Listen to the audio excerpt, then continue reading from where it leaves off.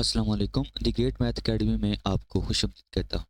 आज के इस लेक्चर में हम सेकंड ईयर मैथ की एक्सरसाइज 3.6 का क्वेश्चन नंबर 17 स्टार्ट करेंगे। क्वेश्चन नंबर 17 है आपके पास cos square theta cot square theta d theta और इसकी जो लोअर लिमिट है वो है पाई/6 और इसकी जो अपर लिमिट है वो है आपके पास पाई/4। तो सबसे पहले ये जो फंक्शन लिखा हुआ है ना, इसको हम क्या करेंगे, थोड़ा सिंप्लीफाई करेंगे। तो देखें, ये लिखा हुआ है cos square theta into cot square theta.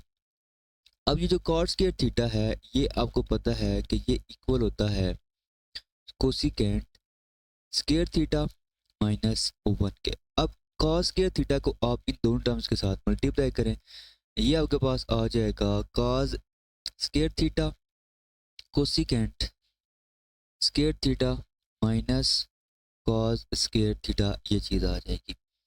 अब उसके बाद देखें कि ये कॉस स्क्वायर थीटा है, साथ लिखा हुआ है कोसिकेंट स्क्वायर। कोसिकेंट जो है ये किसका रेसिप्रोकल होता है, साइन का। तो इसको आप यहाँ पे लिख सकते हैं 1/sin स्क्वायर थीटा। तो ये आपका ओवरऑल बन जाएगा cos square theta over sine square theta minus.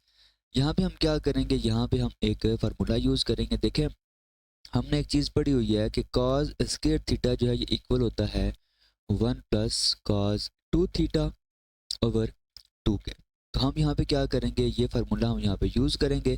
तो ये आपके पास आ जाएगा फिर 1 प्लस कॉस 2 थीटा ओवर 2। ठीक है, ये चीज़ आ जाएगी। अब इसके बाद अगर आप देखें तो कॉस ओवर साइन लिखा हुआ है। कॉस ओवर साइन का मतलब है कि ये कॉट आ जाएगा, ये आ जाएगा cot square theta minus 1/2 minus cos 2 theta over 2, ये चीज़ आ जाएगी। इसके बाद अगर आप देखें तो कार्ड को आप इजीली इंटीग्रेट नहीं कर सकते। आप इसको दोबारा क्या करें, आप इसको कन्वर्ट करें कोसिकेंट में। तो इसको आप लिख सकते हैं cosecant square theta -1 minus 1/2 minus cos 2 theta over 2। ठीक है, अब हम लेंगे इसका एलसीएम। देखें, एलसीएम जब लेंगे तो इसका एलसीएम आएगा 2। अच्छा, यहाँ पे क्या आ जाएगा, ये आ जाएगा 2 cosecant square theta -2 -1 minus cos 2 theta, ये चीज़ आ जाएगी। तो ओवरऑल आपका ये बनेगा 2 cosecant square theta -3 minus cos 2 theta divided by 2, ये चीज़ आ जाएगी। अब हम क्या करेंगे, अब हम इसको इंटीग्रेट करेंगे। तो देखिए, हम इसको लिख सकते हैं अब i is equal to integration from pi to पाई/4।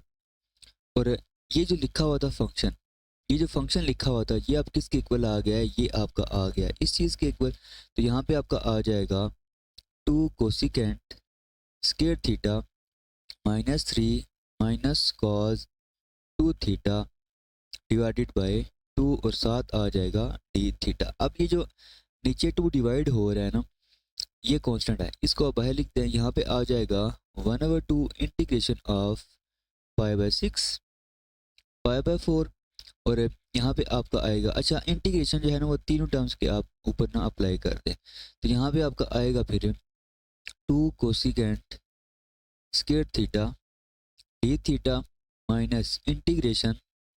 अच्छा, ये जो 1/2 है ना, ये यहाँ पे भी आ जाएगा 1/2 3 आ जाएगा और ये आपकी जो लिमिट है वो है पाई/6 से लेके पाई/4 तक। उसके बाद यहाँ पे आपका आएगा -1/2, यहाँ पे डी थीटा भी आएगा। इंटीग्रेशन फ्रॉम पाई/6 टू पाई/4, ये आ जाएगा cos 2 थीटा और डी थीटा।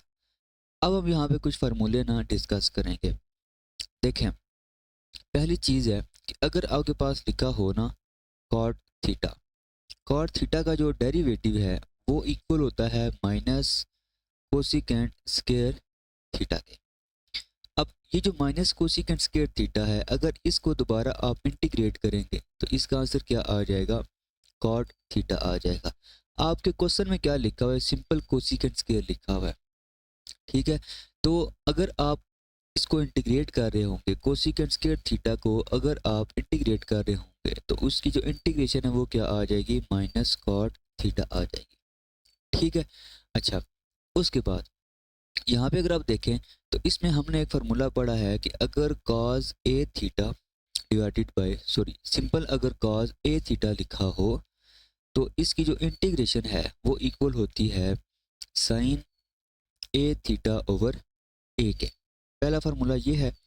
दूसरा जो जनरल फार्मूला है वो ये है कि अगर आपके पास कॉज एफ लिखा हो, मतलब कॉज के एंगल में कोई फंक्शन हो और उस फंक्शन का जो डेरिवेटिव है वो साथ लिखा हो, तो इसकी जो इंटीग्रेशन है वो आपके पास होती है साइन एफ प्लस सी।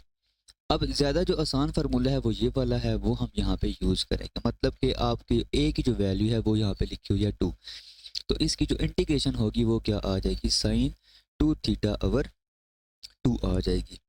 तो देखें पहली चीज़ कि ये जो 2 लिखा हुआ है ना, ये कांस्टेंट बाहर आएगा, इस 2 के साथ कैंसिल ही हो जाएगा। सिंपल आपका यहाँ पे क्या आ जाएगा, कोसिकेंट स्क्वायर थीटा, और इसकी इंटीग्रेशन अभी मैंने डिस्कस की है कि वो इक्वल होती है माइनस कॉट थीटा के। तो यहाँ पे आ जाएगा माइनस कॉट थीटा और लिमिट आ जाएगी π/6 से लेके π/4 तक।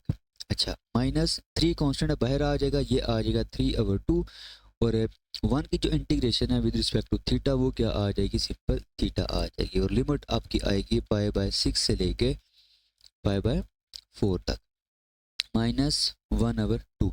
अब इसकी जो इंटीग्रेशन है वो इक्वल होती है साइन ए थीटा ओवर ए के, और ए की जो वैल्यू है वो यहाँ पे है 2, तो ये आ जाएगा साइन 2 थीटा ओवर 2, और साथ लिमिट आ जाएगी π/6 से लेके π/4 तक।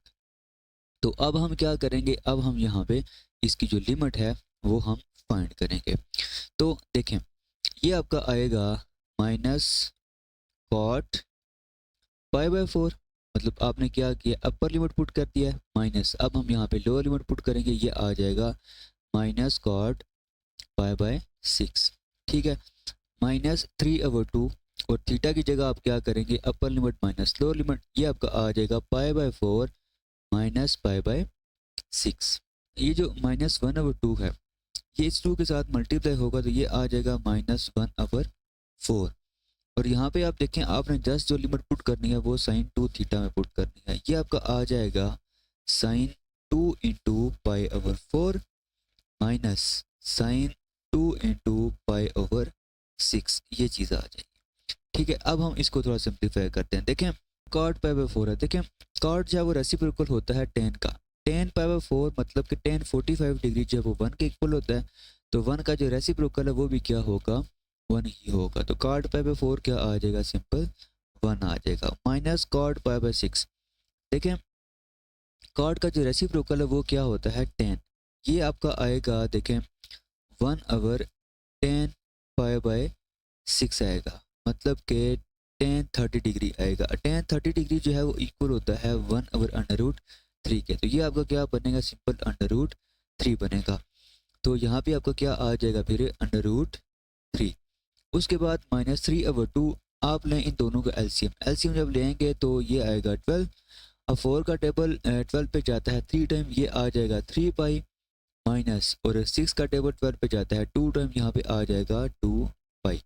उसके बाद -1/4, और देखें ये 2 जो है वो इस 4 के साथ ये कैंसिल होगा, ये आ जाएगा साइन π/2, और साइन π/2 1 के इक्वल होता है, माइनस ये 2 6 के साथ कैंसिल होगा, ये आएगा साइन π/3, मतलब कि साइन 60 डिग्री, और साइन 60 डिग्री जो है इक्वल होता है √3/2 के। अच्छा, अब हम इसको थोड़ा मज़ीद सिंप्लीफाई करते हैं, ये आपका आएगा -1 प्लस √3। ठीक है, उसके बाद देखें ये आपका आएगा π/12। ठीक है, ये जो ब्रैकेट के अंदर लिखा हुआ है ये आपका आएगा π/12, ये आपका फिर बनेगा 3/2 π/12, ये चीज़ आ जाएगी -1/4, और इसका आप लें एलसीएम जब लेंगे 2 एलसीएम आएगा, ये आपका आ जाएगा 2 माइनस √3, ये चीज़ आ जाएगी। अब ये जो 3 है इस 12 के साथ कैंसिल होगा, और ये आपका आएगा -1 प्लस √3 माइनस यहाँ पे देखें आपका आएगा 4 जो है 2 के साथ मल्टीप्लाई होगा, यहाँ पे आ जाएगा 8, और ये 4 इस 2 के साथ मल्टीप्लाई होगा, और ये जो माइनस है वो यहाँ पे बाहर आ जाएगा, तो ये आपका आएगा फिर 2 माइनस √3/8, ये चीज़ आ जाएगी। अब अगर इसका और इसका आप लें एलसीएम, ठीक है, इन दोनों का अगर आप एलसीएम लें तो 8 एलसीएम आएगा, यहाँ पे आपका आ जाएगा -8 प्लस 8 अंडर रूट 3, और यहाँ पे आपका आएगा माइनस, और इस माइनस को आप इन दोनों के साथ मल्टीप्लाई भी कर दें, यह आ जाएगा -2 प्लस अंडर रूट 3, और साथ ये आपका पाई/8 उसी तरह आ जाएगा।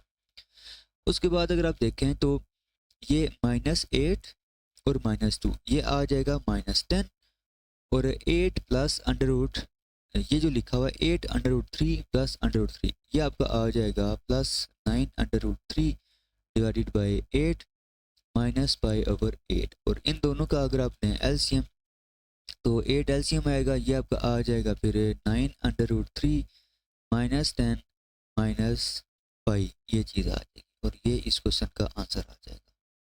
क्वेश्चन नंबर 18 है I is equal to integration of cos power 4t dt, और इसकी जो लिमिट है वो 0 से लेके पाई/4 तक है। तो सबसे पहले ना हम यहाँ पे ये जो cos पावर 4t है इसको थोड़ा सिंप्लीफाई करेंगे। देखें, हम इसको लिख सकते हैं cos power 4t is equal to cos square t whole power 2। अब जो फार्मूला होता है, फार्मूला ये है कि अगर लिखा हो cos स्क्वायर थीटा, ये इक्वल होता है 1 प्लस cos 2 थीटा ओवर 2 के। यहाँ पे जो एंगल लिखा होता है उसका डबल एंगल यहाँ पे लिखा होता है, ठीक है। अब यहाँ पे अगर आप देखें तो आपके पास ना ये फॉर्म दी हुई है, ठीक है, और इसको आपने इस फॉर्म में लिखना है, तो ये आपका क्या बनेगा फिर, ये आपका आ जाएगा 1 plus cos 2t divided by 2, और इसकी होल पावर क्या बनेगी 2 बनेगी। अब ये जो 2 है इसका आप स्क्वायर लेंगे, ये आ जाएगा 1/4, ठीक है। और ये जो लिखा हुआ है ना 1 प्लस cos 2t, इसका भी ऊपर होल स्क्वायर है, तो ये स्क्वायर भी आप ओपन कर लें, ये आपका आएगा 1 का स्क्वायर प्लस cos 2t का whole square plus 2 into A B, ये आपके पास 1 है, सिंपल आ जाएगा 2 cos 2t, ये चीज़ आ जाएगी, ठीक है। यहाँ पे आपका t आएगा, ये चीज़ आ जाएगी, ठीक है। अच्छा, उसके बाद देखें ये आपका 1/4, उसी तरह 1 प्लस, यहाँ पे ना हम दोबारा यही फार्मूला यूज़ करेंगे। मैंने अभी आपको कहा था कि अगर यहाँ पे जो एंगल लिखा होता है ना इसका डबल एंगल हम यहाँ पे लिख रहे होते हैं। अब यहाँ पे अगर आप देखें तो होल स्क्वायर है, लेकिन एंगल में क्या दिया हुआ है 2t दिया हुआ है। अगर आप इस पे ये फार्मूला अप्लाई करेंगे तो ये आपका बनेगा 1 प्लस cos 2t दिया हुआ है, 2t का डबल क्या होगा 4t, तो यहाँ पे क्या आ जाएगा 4t divided by 2 plus 2 cos 2t, ये चीज़ आ जाएगी। अब इसका अगर आप लें एलसीएम तो इसका एलसीएम आएगा, ठीक है। यहाँ पे आपका आ जाएगा 2 plus 1 plus cos 4t plus 4 cos 2t, ये चीज़ आ जाएगी, ठीक है। अब ये 2 4 मल्टीप्लाई होंगे, ये आ जाएगा 1/8, उसके बाद 3 ऐड होगा 1 के साथ, ये आ जाएगा, सॉरी 2 जो है वो ऐड होगा 1 के साथ, ये आ जाएगा 3 plus cos 4t plus 4 cos 2t, ये चीज़ आ जाएगी। अब हम इसको करेंगे इंटीग्रेट।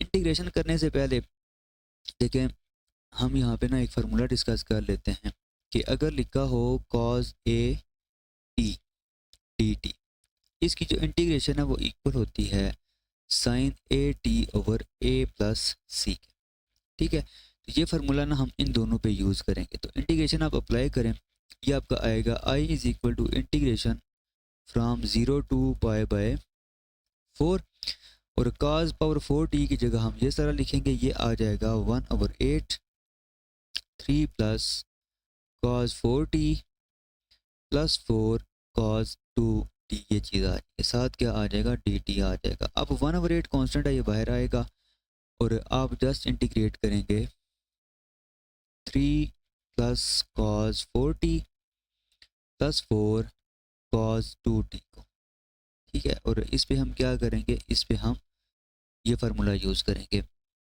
तो देखें 3 कांस्टेंट है और वो बाहर आएगा, आप जस्ट इंटीग्रेट करेंगे 1 को t के लिहाज से, वो सिंपल क्या आ जाएगा आपका t आ जाएगा cos 4t।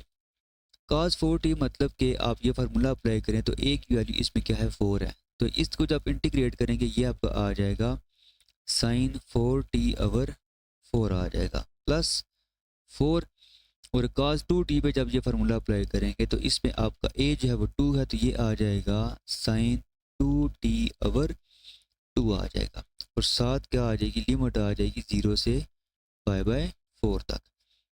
अब इसमें ये जो 4 है इसके साथ कैंसिल होगा, सिंपल यहाँ पे आएगा 2। तो ओवरऑल अगर आप देखें तो ये आपका आएगा t प्लस सॉरी यहाँ पे ना आपका ये 3 भी आएगा क्योंकि आपने 3 कांस्टेंट होगा वो बाहर आएगा, आप t 1 का लेंगे डेरिवेटिव t के लिहाज से तो यहाँ पे आपका 3 भी आएगा।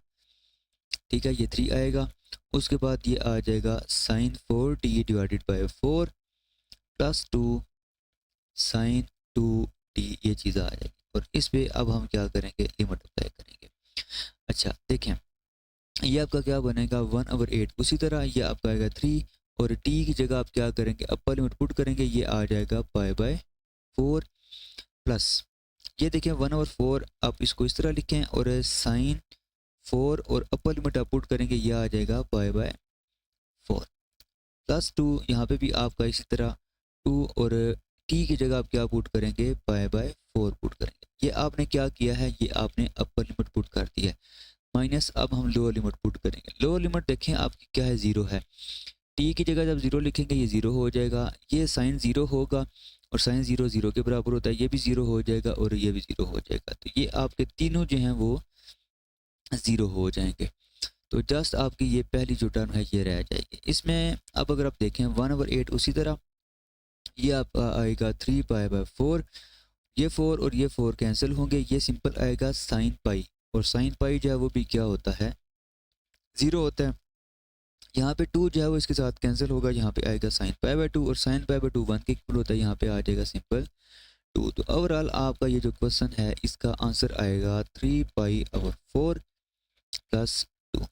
ठीक है जी, ये इस क्वेश्चन का आंसर आ जाएगा।